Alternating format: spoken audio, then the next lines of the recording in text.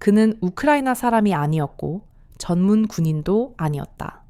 하지만 그는 떠나지 않고 남기로 했다. 고향도 아닌 나라를 위해, 한 여자를 위해, 그리고 아직 지키지 못한 약속 하나를 위해 싸우기로. 그의 이름은 한서진이다. 그리고 이것은 아무도 말하고 싶어 하지 않는 이야기다.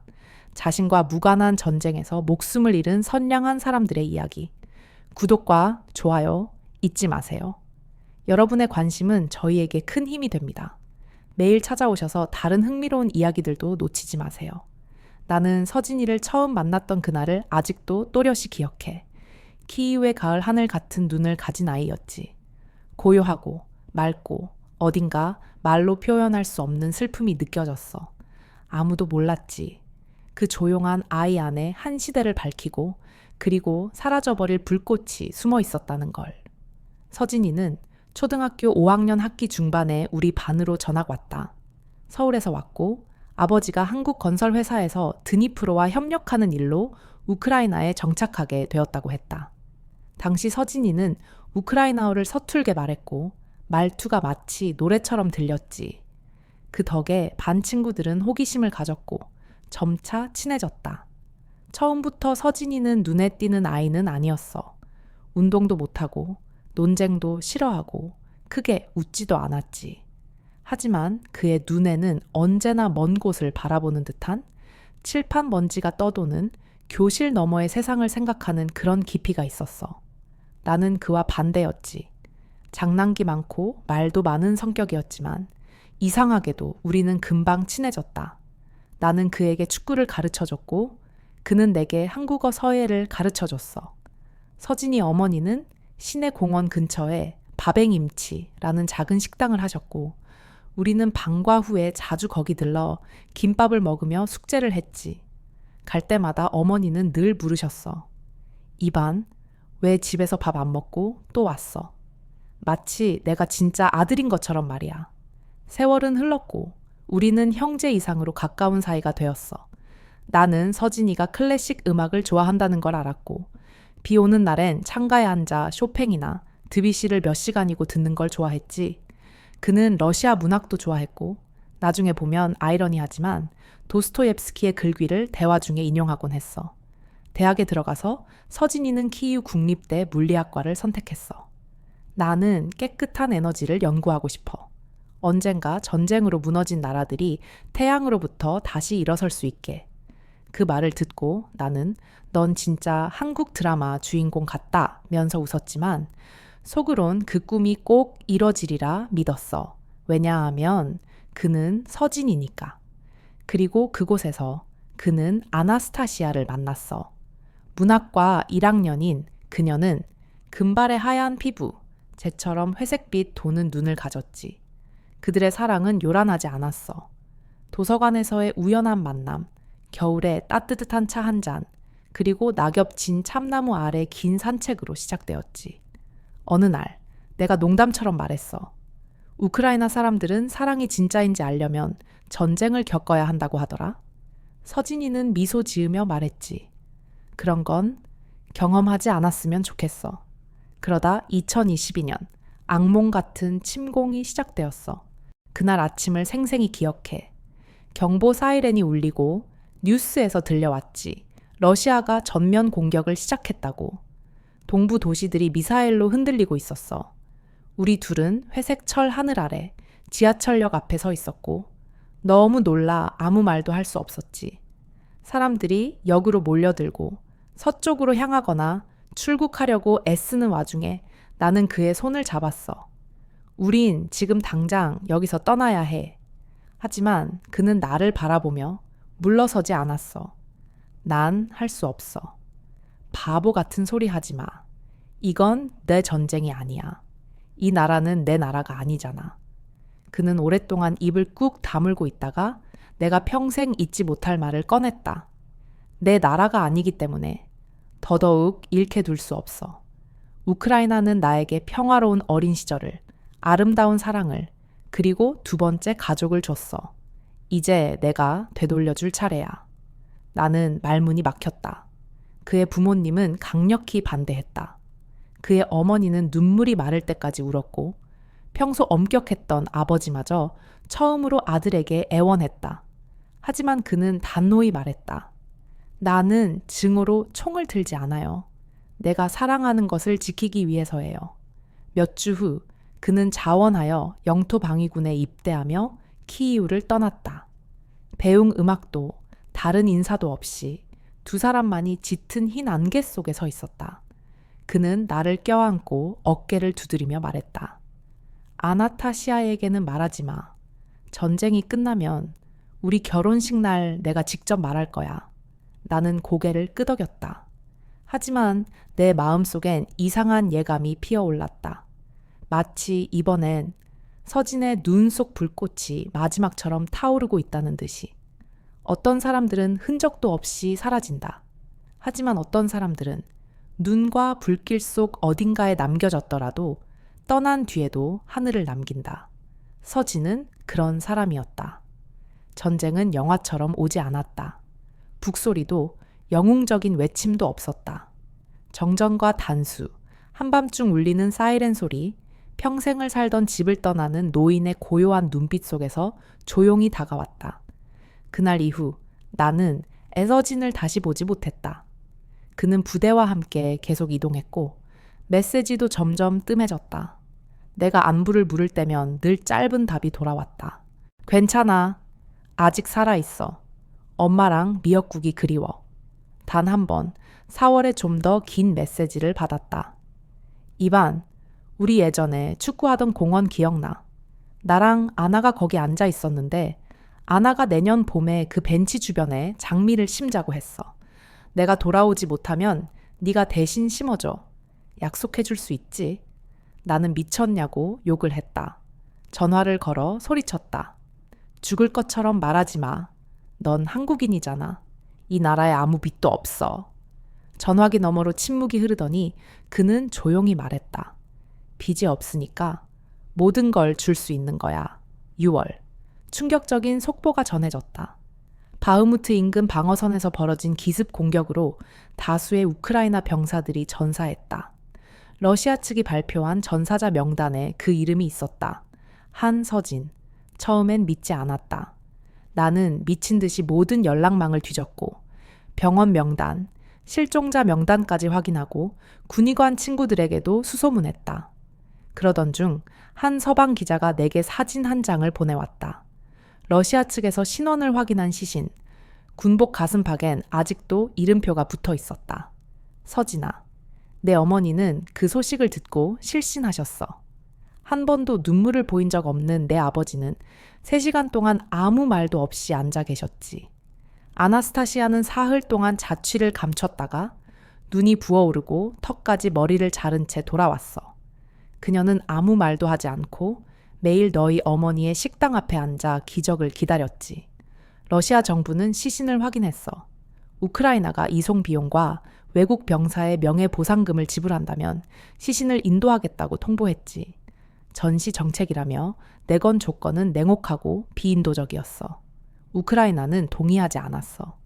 우크라이나 측은 가족이 보상금을 받지 않겠다고 하면 러시아가 국경을 통해 시신을 인도할 수 있다고 했지. 사람의 시신을 두고 벌이는 협상은 인간성마저 잃어버린 장면이었어. 젊은이 한 명의 시신이 정치적 협상의 판 한가운데 놓였어. 이젠 사람이 아니라 숫자, 조건, 외교 문서의 한 항목이 되어버렸지. 서진인의 가족은 깊은 위기에 빠졌어. 심장병이 있던 아버지는 밤중에 경미한 심근경색으로 입원했고 어머니는 유령처럼 식당을 떠돌며 손님도 없는 그릇들을 반복해서 씻었지. 내 손은 아직 따뜻한데 그 애는 저 어딘가에 얼음장처럼 누워있다고 하시더군. 아나스타시아가 얼마나 고통스러웠는지는 아무도 몰라. 어느 밤 나는 그녀가 서진의 옛 아파트 앞에 서서 마른 꽃다발을 안은 채 그가 종이등을 걸던 발코니만 바라보고 있는 걸 봤어. 결정의 날이 왔어. 가족들이 보상금을 받을지 여부를 회의하는 날. 나도 참석했고 한국 쪽 친척들과 대사관 직원 몇 명도 함께 있었어. 수액을 맡고 있던 아버지는 일어나 앉았고 목소리는 떨렸지만 분명했어. 내가 그 돈을 받으면 몇 년은 더 살 수 있겠지. 하지만 내 아들을 돈 때문에 그대로 두었다면 나는 하루도 못 살아. 아무도 말하지 않았어. 가족은 공식적으로 보상을 거부했고 서류는 중립 대표를 통해 전달됐지. 일주일 후 서진의 시신은 폴란드 국경을 통해 인도되었어. 장례식도 국기도 없었고 그를 위한 창가나 명예로운 노래조차 없었어. 오직 낡은 군화를 품은 소박한 목관 하나뿐이었지. 그가 한때 농담처럼 말했지. 이 군화가 내가 죽기 전에 다 닳겠네. 나와 아나스타시아는 그의 부모님과 함께 국경으로 갔어. 관을 받는 순간 장 여사는 주저앉아 관을 껴안았지. 마치 아이를 안듯이. 온 하늘이 얼어붙을 듯 추웠지만 그 순간 장 여사의 왼쪽 가슴보다 차가운 것은 없었을 거야. 서진이는 돌아왔어. 하지만 우리가 바라던 방식은 아니었지. 사람을 무너뜨리는 건 죽음이 아니야. 그 이후의 날들이지. 사랑하는 이가 더 이상 먹을 수도, 잘 수도, 웃을 수도 없는 날들 속에서 우리는 먹고, 자고, 웃어야 하니까. 우리는 말없이 서진을 한국으로 데려왔어. 국가예우도, 군악대도, 공항 앞에 인사도 없었지. 오직 앰뷸런스 한 대와 검은 안경을 쓴 몇 명의 영사 직원들이 고개 숙여 그의 부모를 맞이했을 뿐이야. 장 여사는 관이 전달된 이후로 아무 말도 하지 못했다. 매일 아침 그녀는 아들 서진의 영정 앞에 앉아 서진이 즐겨 듣던 드뷔시의 곡을 틀고는 하루 종일 그 자리에 앉아 있었다. 마치 아무도 다가가고 싶어 하지 않는 꿈을 지키고 있는 듯했다. 나는 한국에 조금 더 머물렀다. 한편으론 그들이 걱정되었고 다른 한편으론 나 자신도 우크라이나로 돌아갈 수 없었다. 이제 그 나라는 고통의 색으로 물들어 있었기 때문이다. 아나스타시아는 함께 가지 못했다. 그녀의 비자는 제때 발급되지 않았다. 나는 폴란드 국경에서 그녀를 마지막으로 안아주었다. 그녀는 말했다. 그를 서울에 묻는다면 그 옆에 참나무를 하나 심어줘요. 그는 이건 미완의 약속을 위한 나무라고 말하곤 했죠. 나는 약속했다. 비록 눈물로 젖은 땅에서는 어떤 참나무도 자랄 수 없다는 것을 알고 있었지만 그 후 몇 주간 슬픔의 순리를 따르지 않는 일들이 계속되었다. 서진의 가족은 깊은 위기에 빠졌고 그 속에서 보이지 않던 균열이 서서히 드러났다. 서진의 아버지 장 씨는 원래 엄격하고 이성적인 사람이었지만 갑자기 짜증을 내고 불면증에 시달리며 밤마다 물건을 부수기 시작했다. 어느 날 나는 그가 아내에게 소리치는 것을 들었다. 내가 그 애를 붙잡으라고 했잖아. 당신이 너무 오냐오냐 키워서 이렇게 된 거야. 만족하냐? 장 여사는 아무 말 없이 아들의 영정을 품에 안고 앉아 서진이라는 이름이 수노인 손수건으로 조용히 사진을 닦고 있었다. 남편이 그들이 거절한 보상금 이야기를 꺼낼 때마다 그녀는 눈물을 흘렸다. 그것은 후회 때문이 아니라 고통 때문이었다. 그녀의 남편이 이제 아들을 숫자로만 본다는 사실이 아팠던 것이다. 나는 그들을 다시 이어주려 애썼다. 하지만 너무 큰 상실은 사람들을 하나로 묶기보다는 산산이 찢어놓는다. 그들은 서로에게 상처를 주며 누구에게도 책임을 물을 수 없었기에 서로를 탓했다. 내가 기억하는 한 장면은 장 씨가 분노한 후 나를 방으로 부른 일이었다. 그는 서랍에서 한 묶음의 서류를 꺼냈다. 그것은 서진을 위해 준비했지만 아직 제출하지 못한 생명보험 계약서였다. 그는 거기 적힌 금액을 가리키며 말했다. 이 돈이면 저 여자가 남은 생을 편히 살 수 있었을 거야. 그런데 이제 우린 아무것도 없어. 나는 뭐라 대답해야 할지 몰랐다. 어쩌면 그가 옳았다. 가난과 병, 노년이 그를 두렵게 만든 것일지도 모른다. 하지만 어쩌면 그가 진정으로 두려워한 건 아무 보상도 없이 아들을 잃은 사실이었는지도 모른다. 명예도, 영광도, 보상도 없이. 장 여사는 점점 심각한 불면증과 쇠약에 시달렸다. 장례식이 끝난 지 일주일 후 그녀는 중증 우울증 진단을 받았다. 의사들은 장 씨에게 전문 치료를 권유했지만 그는 거절했다. 그리고 말했다. 우린 이미 아이를 잃었어요. 이젠 아내까지 하얀 방에 가둬둘 순 없습니다. 나는 한국사회복지위원회에 연락해 심리치료 보조금을 신청하자고 제안했지만 그는 손을 내저으며 말했다. 우리 같은 사람은 그런 지원 받을 자격이 없어요. 우리는 우리 아이를 죽음으로 내몰았으니까요. 그리고 어느 날 우크라이나에서 편지가 도착했다. 보낸 사람은 아나스타샤였다. 손으로 꾹꾹 눌러 쓴 5장의 편지. 삐뚤빼뚤한 글씨로 그녀는 키이우로 돌아가 조그만 아파트에서 혼자 살고 있다고 했다. 그곳은 예전에 그녀와 서진이 함께 부겐빌레아를 키우던 집이었다. 그녀는 매일 밤 찾아오는 끔찍한 침묵에 대해, 멀리서 여전히 들려오는 폭탄 소리에 대해, 이름조차 남지 않은 이들을 위한 추모식에 대해 이야기했다. 편지 마지막에 그녀는 이렇게 썼다. 사람은 서로를 죽이기 위해 태어난 게 아니야. 사랑하기 위해 태어난 거야. 서진은 그걸 알고 있었어. 하지만 세상은 그렇지 않아. 그 편지를 읽고 장 여사는 사흘 동안 울었다. 그리고 갑자기 달라지기 시작했다. 그녀는 글을 쓰기 시작했다. 아나스타샤에게 보내는 편지들, 운율 없는 시들, 끊긴 일기장 속 단편들, 아들을 잃은 어머니가 고향도 아닌 땅에 묻힌 아들을 향해, 그러나 마음만은 여전히 조국에 남아있는 아들을 향해 써 내려간 것들이었다. 나는 안다. 전쟁은 단지 전장에서 사람을 죽이는 게 아니다. 그것은 손에 잡히지 않는 것들을 죽인다. 신뢰, 유대, 그리고 희망. 서진의 가족은 이제 더 이상 한 지붕 아래의 가족이 아니었다. 각자 다른 새 평행 세계에 살며 저마다 서진의 조각 하나를 품고 있었고 그 조각들을 어떻게 맞춰 하나의 온전한 기억으로 만들지 아무도 몰랐다. 그리고 나는, 그의 유일한 친구였던 나는 여전히 매일 꽃을 들고 서울 공동묘지를 찾는다. 내가 직접 심은 어린 참나무 아래에 앉아 이렇게 자문한다. 만약 이 세상에 전쟁이 없었다면 그는 지금 여기에서 기타를 치며 한 여인을 품에 안고 있지 않았을까? 누구도 우리에게 말해주지 않았다. 영혼의 한 조각이 찢겨 나간 뒤에도 어떻게 살아가야 하는지를. 우리는 그저 조용히 고통을 접어 가슴속 깊이 넣는 법을 배워야만 했다. 숨을 쉬기 위해. 나는 생각했다. 시간이 지나면 그 가족의 슬픔도 누그러들 것이라고. 하지만 어떤 상실은 시간이 흐를수록 오히려 마음속 깊은 곳에서 골마간다는 걸 알게 되었다. 서진의 장례식이 끝난 지 49일째 되던 날, 장 선생님은 갑자기 주민등록상 주소를 분리 신청했고 20년 넘게 함께 살아온 장 여사와의 집을 떠났다. 아무 말도 남기지 않은 채 수원의 외곽 작은 집으로 옮겼다. 그곳은 언젠가 은퇴 후 물고기를 키우고 나무를 심으며 살자고 꿈꾸던 장소였다. 나는 그를 근처의 작은 찻집에서 만났다. 수척한 얼굴, 움푹 팬 눈. 그러나 목소리는 예전처럼 딱딱했다. 나는 물었다. 왜 떠나셨어요? 그분에겐 지금 선생님이 필요해요. 그는 한참 말이 없더니 대답했다. 그녀는 날 볼 때마다 내가 아들을 죽게 한 사람처럼 바라봐.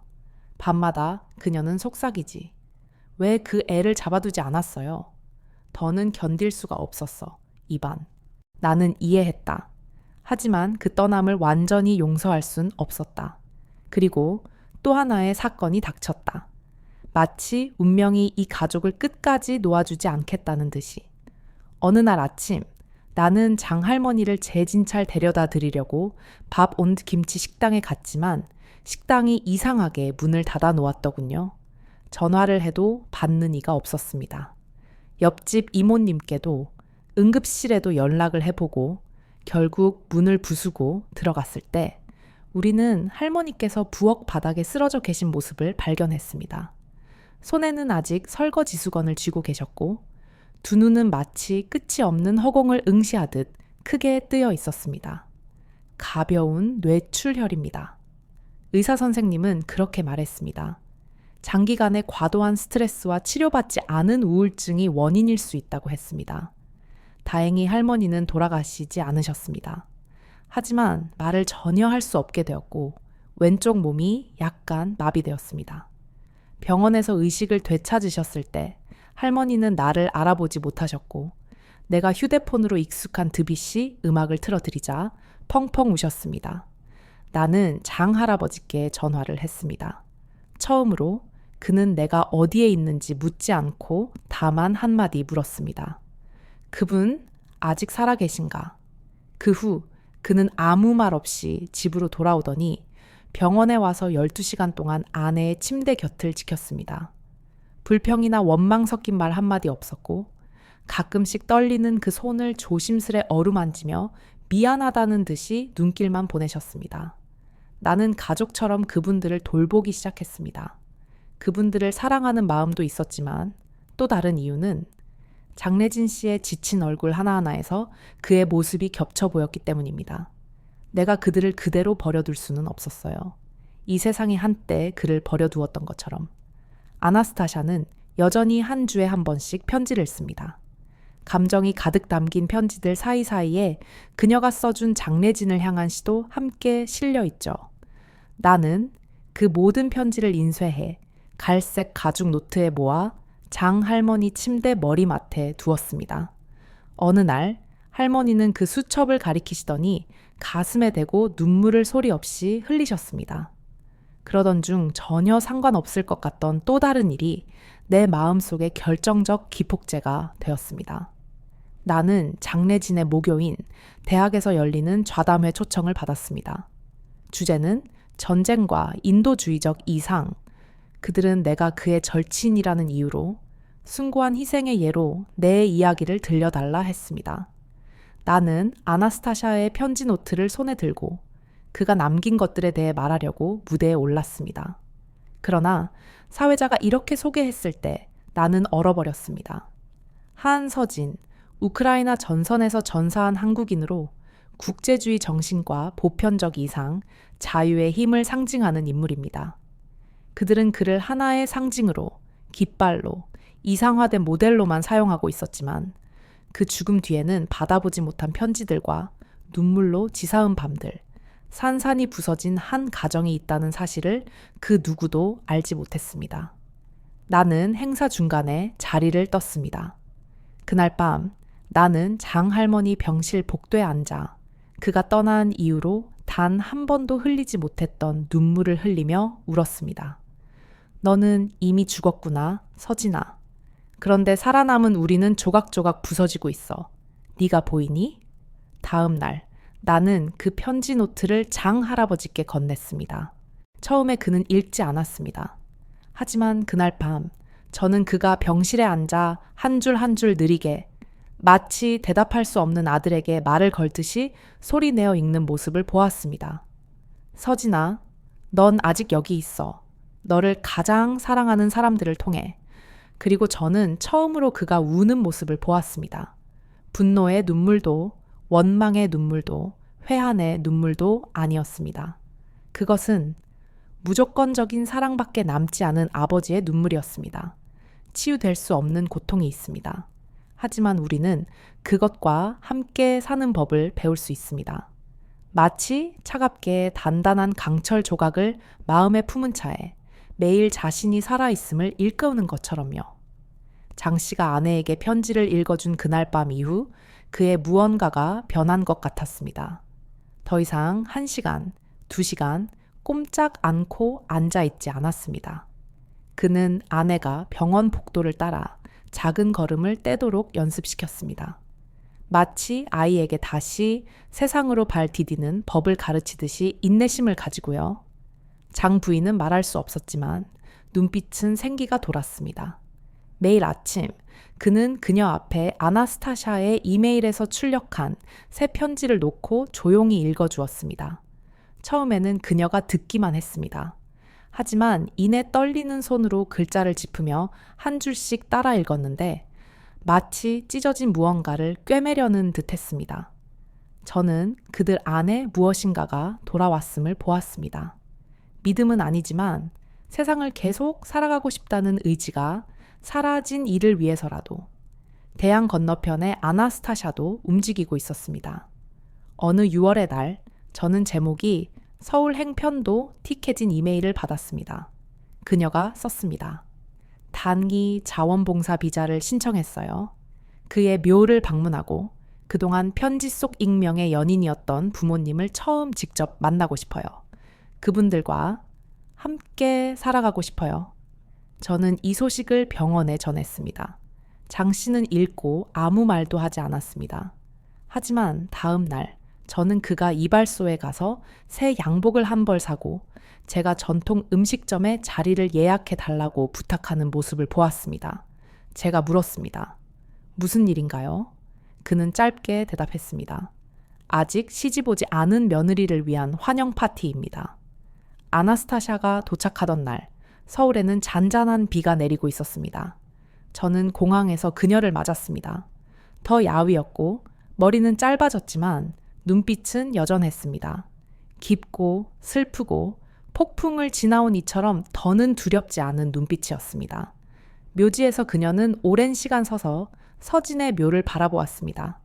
울지도 소리치지도 않았습니다. 조용히 첫 편지를 꺼내어 제가 매주 정성껏 꽂아둔 작은 참나무 꽃병 옆에 놓았습니다. 그 후 우리 셋, 나, 아나타시아, 장씨는 그가 미리 예약해둔 식당에 함께 앉았다. 식사 내내 웃음소리는 없었지만 이전처럼 무겁게 침묵만 흘러가지는 않았다. 우리는 서진의 기묘한 버릇, 그가 싫어하는 음식들, 그리고 엄마와 다투면서 크게 틀어놓곤 했던 그가 좋아하는 음악들에 대해 이야기를 나눴다. 수개월 만에 처음으로 장씨가 미소를 지었다. 형식적인 미소가 아니라 진짜 웃음이었다. 에이나타시아가 서진이 공원에서 비를 맞으며 춤췄던 이야기를 꺼내자 그는 젓가락을 내려놓고 크게 웃으며 말했다. 정말 미쳤군. 어릴 적 우리 딸이랑 똑같아. 장부인은 자리에 없었지만 다음 날 내가 식사 사진을 보여주자 그녀는 손으로 볼을 감싸 쥐며 살짝 고개를 끄덕였다. 그 눈빛에는 말로 다할 수 없는 무언가가 있었다. 행복은 아니었지만 아마도 만족이란 감정이었으리라. 자신의 아이는 잃었지만 결코 잊히지 않았다는 안도감 같은. 에이나타시아는 단순히 방문만 하러 온 것이 아니었다. 그녀는 정착 귀환한 한인 이민자들을 위한 커뮤니티 센터에서 자원봉사를 시작했다. 그들은 서진의 가족처럼 수십 년 전 떠났다가 상실을 안고 돌아온 이들이었다. 어느 날 그녀가 내게 말했다. 난 머물 이유가 필요 없어요. 매일 아침 눈을 뜰 때 그가 사랑했던 것들 곁에 있다는 사실만으로 충분해요. 장 씨는 자연스럽게 그녀를 서진의 오래된 아파트로 초대해 함께 살자고 제안했다. 반대하는 사람은 없었다. 말은 못해도 장 부인은 그녀가 병원을 찾을 때마다 꼭 그녀의 손을 잡아주었다. 그들은 서로를 시부모나 며느리라 부르지 않았다. 그저 상실 속에서 공감하며 잃어버린 것을 함께 이어가는 가족처럼 살아갔다. 월말에 나는 장 씨로부터 작은 선물 상자를 받았다. 안에는 사진 액자가 하나 들어있었고 그 안에는 어릴 적 공원에서 나와 서진이 축구를 차던 모습이 담겨 있었다. 함께 동봉된 종이엔 이렇게 적혀 있었다. 내 아들의 살아있던 흔적을 지켜줘서 고맙네. 장, 나는 아무 대꾸도 하지 않았다. 다만 어딘가에서 오래된 기억들과 천천히 돌아오는 웃음소리 사이에서 서진은 슬픈 그림자가 아니라 여전히 살아 숨쉬는 한 조각으로 존재하고 있음을 알 뿐이었다. 그들이 정의를 위해 살았던 건 아니었다. 하지만 우리 남겨진 사람들은 그들이 잃은 것에 걸맞게 살아갈 수 있다. 그해 가을, 서울은 평소보다 일찍 서늘해지기 시작했다. 바람은 메마르고 나무 잎은 손수 쓴 편지처럼 황금빛으로 떨어졌다. 에이나타시아가 일하는 커뮤니티 센터에서는 작은 전시회를 열었다. 주제는 돌아오지 못한 이들, and 그들이 남긴 것들. 나는 우크라이나뿐 아니라 시리아, 수단, 아프가니스탄 등 전쟁으로 사랑하는 이를 잃은 사람들의 사진과 짧은 편지들을 하나하나 배치하는 일을 도왔다. 그리고 작은 한쪽 구석에는 양초 2개 사이에 서진의 초상 사진이 놓여 있었다. 간결한 설명문 아래에 이렇게 적혀 있었다. 한, 시어, 진, 2003년생, 2022년 사망. 국가를 위해 희생하지 않았고 이상을 위해 죽지 않았다. 다만 사랑했을 뿐이다. 전시회장에는 예상외로 많은 사람들이 몰렸다. 요란하게 홍보한 덕분이 아니라 사람들은 공허한 구호에 지친 듯 했다. 그들은 고요히 서서 실제 존재했던 얼굴들을 바라보러 왔다. 그리고 깨달았다. 한 사람의 사망 뒤에는 연기가 사라진 부엌이, 두 사람만 남은 식탁이, 응답 없는 이메일이 있음을. 아나스타시아는 연설하지 않았다. 대신 우크라이나어로 된 녹음 파일을 남겼다. 한국어 자막이 함께 붙어 있었고 그녀의 목소리는 약간 떨렸지만 꺾이지 않는 강인함이 묻어 있었다. 사람들은 전쟁이 영웅을 만든다고 말합니다. 하지만 저는 생각합니다. 전쟁은 가장 선한 사람들을, 아직 온전한 삶을 누리지 못한 이들을 빼앗아갈 뿐이라고요. 서진 씨는 영웅이 아닙니다. 그는 그저 한 아들이었고 연인이었으며 친구였습니다. 그리고 그 모든 것으로도 그는 영원히 기억될 자격이 있습니다. 그날 저녁 장 씨 부부는 강당에서 나란히 앉아 있었다. 장 여사는 더 이상 휠체어에 의지하지 않아도 되었다. 물리치료 덕분에 걸을 수 있게 되었지만 여전히 남편의 손을 꼭 잡고 있었다. 녹음이 끝나자 장 씨의 눈가에 눈물이 맺혔지만 그는 미소 지었다. 그의 손이 조심스레 부인의 손을 꼭 쥐었는데 그것은 마치 감사의 인사이자 아직 전하지 못한 사과의 말 같았다. 일주일 뒤 온 가족은 다시 서진의 묘소를 찾았다. 내가 작년에 심은 참나무는 이제 어른 가슴 높이만큼 자라 초겨울 햇살 아래 푸르게 반짝이고 있었다. 장 씨는 우크라이나에서 가져온 흙이 담긴 항아리를 들고 와 서진이 주둔했던 자리에서 빌려온 흙을 나무 주변에 뿌렸다. 아나스타시아는 흰초 하나를 켜고 마지막 편지를 무덤 옆에 놓았다. 그것은 헤어짐의 인사가 아니었다. 그녀와 그의 두 언어로 쓰인 미완성 시였다. 만약 당신이 여기에 있었다면 당신은 짙푸른 빗방울을 그려 보여 주었을 테고 떠나지 않기로 선택한 이의 차가운 손으로 내 손을 따뜻하게 데워 주었을 테지. 만약 당신이 여기에 있었다면. 마지막 구절은 비워두었다. 그녀는 말했다. 내가 계속 살아가는 매일이 당신에게 바치는 한 줄의 시이기 때문이야. 그 후 삶은 서서히 제자리를 찾아갔다.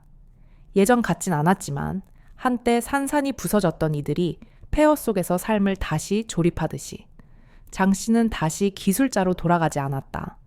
대신 집 근처 공대에서 시간 강사로 가르치기 시작했다. 그는 늘 특별한 제재대에 이야기했지만 이름은 밝히지 않았다. 학생들 모두가 누구를 말하는지 알고 있었다. 장 여사는 밥 앤 김치 가게를 다시 열었다. 크진 않았다. 몇 개의 테이블과 축소된 메뉴, 그리고 계산대 위에는 조용한 기부함이 놓여 있었다. 그 위에는 이렇게 적혀 있었다. 전쟁 때문에 집을 떠난 아이들을 위해. 아나스타시아는 서울에 남아 봉사활동 대신 심리치료학을 전공했다. 그녀가 말했다.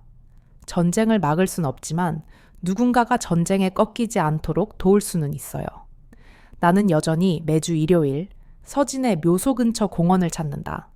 이유는 필요 없다. 그곳만이 내가 혼자 있어도 외롭지 않은 유일한 곳이기 때문이다. 나는 그를 전사나 전사자로서가 아니라 내 삶을 스쳐 지나간 바람결처럼 이야기한다. 그리고 결코 사라지지 않는 부드러운 울림을 남긴 존재로 누군가 그 전쟁이 어떤 가치가 있었냐고 묻는다면 나는 지정학이나 전략에 대해 이야기하지 않을 것이다. 그저 그들을 바라보며 말한다. 그 어떤 가치도 없었다. 내가 알았던 가장 좋은 사람들을 앗아간 것 외에는. 이 이야기가 마음에 드셨다면 구독과 좋아요, 그리고 친구들과 이 영상을 공유하는 것을 잊지 말아주세요. 여러분의 응원이 더 나은 이야기와 의미 있는 콘텐츠를 전할 수 있는 힘이 됩니다. 함께 해주셔서 감사합니다. 영상 아래 댓글로 여러분의 소중한 의견을 남겨주세요. 여러분의 목소리를 듣고 싶습니다.